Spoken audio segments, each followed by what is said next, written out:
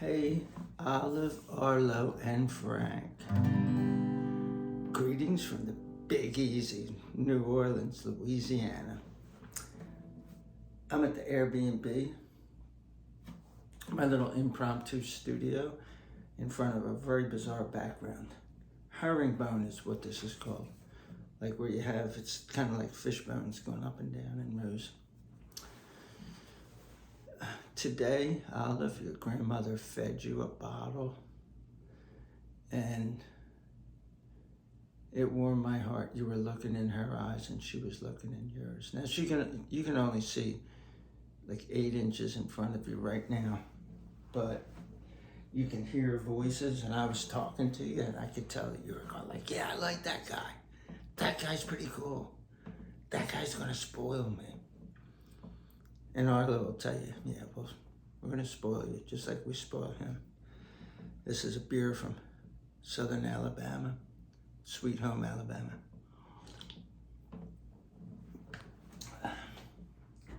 Wetting the old whistle. So today I'm gonna do the second song from I Chose the Dave Clark 5 in Betamax.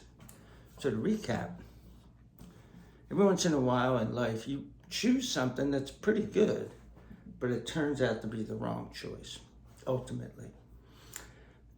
Doesn't mean you did something bad, just means that, you know, like with the Dave Clark 5, I liked them more than the Beatles for a short while. And that, you know, like eventually they were gone. The Beatles were around forever. I mean, Paul McCartney's still making music. Ringo Starr is still doing stuff in music. Ringo was never the big musician, just like a drummer, kept the beat. So I chose Betamax. I know what you're thinking. Grandpa, we don't know what Betamax is. You chose it. Why don't you tell us what it is? Well, Betamax, I guess you could say it is, but it was a way to record and play videos from your TV set. Two things came out at the same time, VHS and Betamax. I forget who made VHS, and eventually a lot of different people made it. But Sony had something called Betamax. And I was smarter than everybody. Sony was a better company than the one making the VHS. Their recordings were better. And who cares if they were a little harder to get? They were well worth it. So I invested in a Betamax recorder. Now, you could record off the TV. Like if there's a movie playing, you could record it. You could stop it during the commercials and then start it again when the commercial was over, and then not have any commercials. If you didn't do that, you had the commercials in there. It's not like you could, I guess you could cut the tape physically and put it back together, but nobody was doing that. But you could rent, it's just like renting a DVD, but there were these tapes. Betamax didn't work with VHS, VHS didn't work with Betamax. In the beginning, everybody had, there were these things called tape stores, you know, video stores, or actually what they were called. But back then, video was taped. It was before Netflix and all that kind of stuff. And you would go in, you'd pick out the tapes that you wanted to watch, you'd pay for them, go home, and you'd bring them back. You had a certain amount of time to keep them because other people might want that same tape. So they charged you extra money if you didn't bring it back on time. And there were places that you can go to do this in every neighborhood. But the ones with Betamax started closing. The only one that was still till the very end of Betamax, when they just stopped making the tapes and everything. There was one on Castor Avenue. We were living on York Street with your great-grandparents. The boys were little.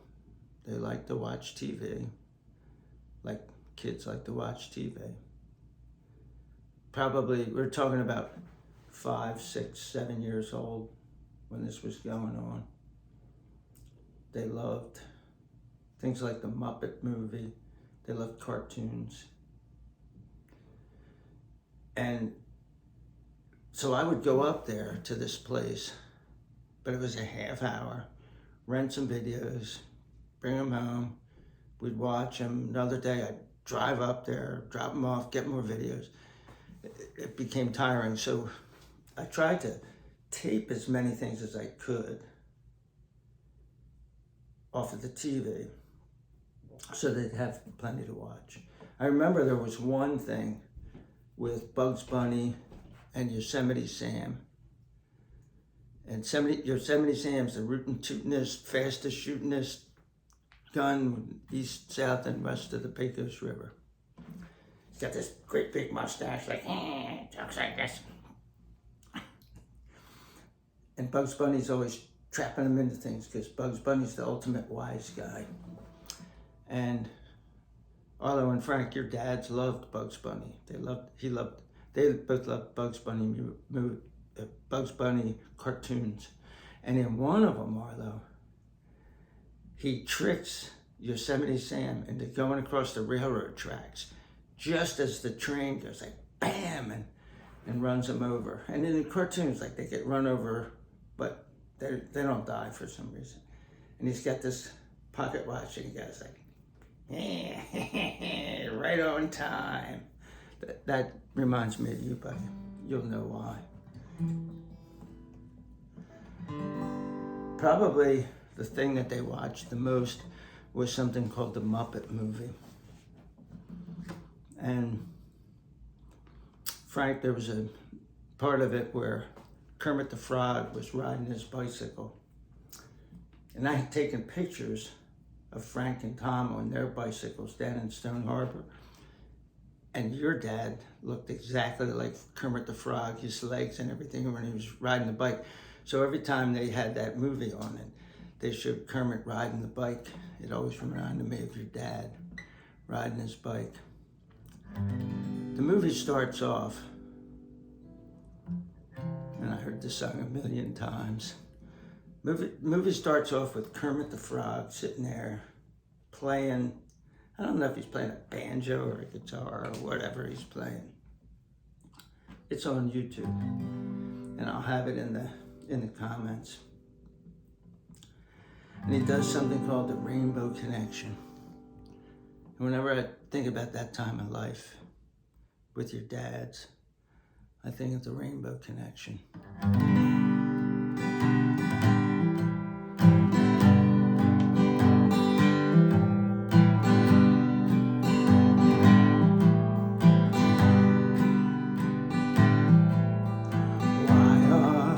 There's so many songs about rainbows. What's on the other side? Rainbows are visions, but only illusions. Rainbows have nothing to hide. So we can talk, some choose to.